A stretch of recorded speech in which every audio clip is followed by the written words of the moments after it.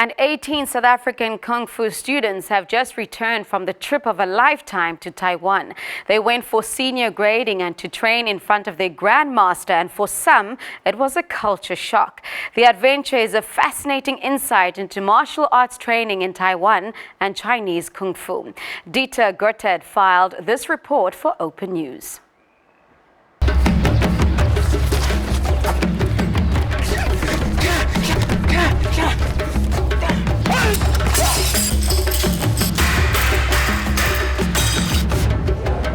Our journey begins in Kaohsiung, Taiwan. After a 14-hour flight with a stopover in Hong Kong, the South African students are on a journey like no other. The small fishing village of Guangko will be their home for the next 10 days, the birthplace of the Shun Wu Tang Kung Fu style.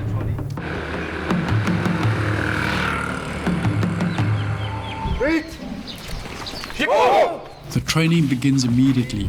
Most of the students have reached a senior level. Whether you are a student or an instructor, training with Grandmaster Su in Taiwan becomes compulsory from a 3rd degree Black Sash and up. A minimum of 2 years preparation is needed for such a trip. Both body and mind must be fully prepared for this difficult grading, and there are specific reasons for this. It's vital that they come to Taiwan for their 3rd degree and above, as Master Su likes to check their standard, because at this level they become qualified to run schools, and he wants to make sure that the students are qualified and understand the Loan system. I think it's really important for all South Africans, whether you're a student or an instructor, to come to the birthplace of our system and grade in front of Master Su so that we can experience the culture and the heritage, to understand that there's a lot more than just putting in your 1 hour or 2 hours a week back home. When we come here, we get literally 6 months worth of training in the 9 days that we train together with Master Su. Training in Kung Fu is diverse and challenging.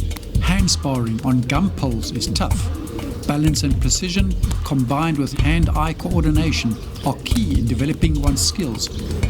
How different is this Kung Fu style from other martial arts systems?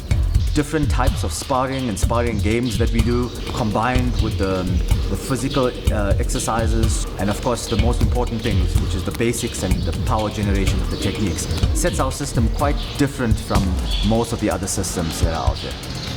Sparring may vary according to which rules are used, from traditional technique sparring to much more free-flow realistic combat, the use of palm and finger strikes, combined with kicks and knee blocking. It's all part of Chinese Kung Fu. In order to learn how to move, students must also practice a 2-man drill using traditional techniques from the Loan style.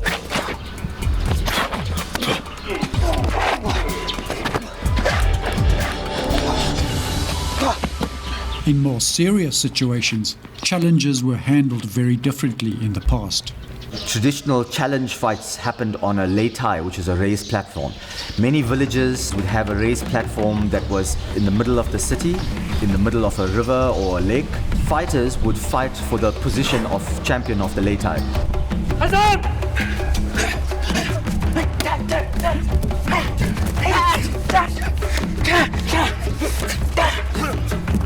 This type of fighting is full contact and only done by senior students, something beginners should never do.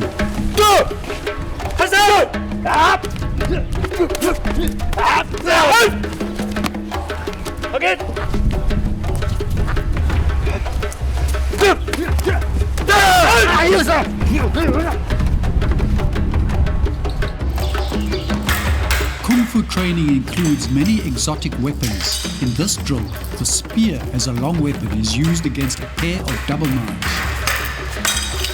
At an advanced level, blindfolded weapon combat becomes a necessity.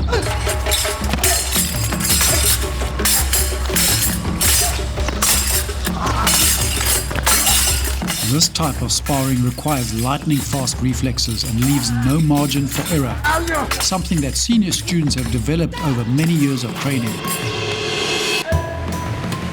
Apart from learning new forms, such as this tiger crane sequence, students also had time to admire local attractions.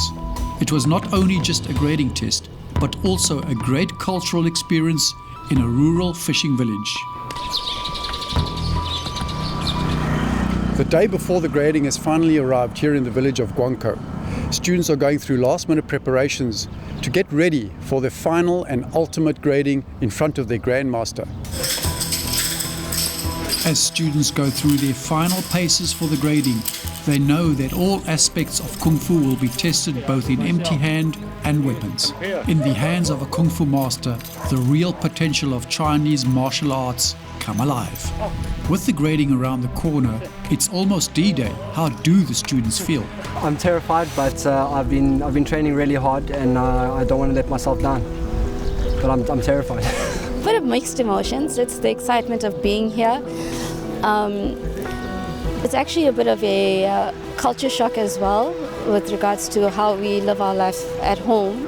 It's quite a daunting experience because we may be instructors in our own schools, we may be students in the greater picture back at home, but when we come here to Taiwan, everybody becomes a student. I want to check his Kung Fu is good enough or not. And of course, if some people are not good enough, and then he going to teach, going to open a Kung Fu school, that is bad for our Kung Fu family. So that is why we want grading and why I want check myself. Although this marks the official part of the grading, in reality Grandmaster Su has been observing students from day one. Every student must fulfill the 5 points of Wudo, known as the martial arts code of conduct: respect, humility, trust, virtue and honor. From empty hand forms to short and long weapons, students must display excellent control in all aspects of the Shun Wu Tang Kung Fu system.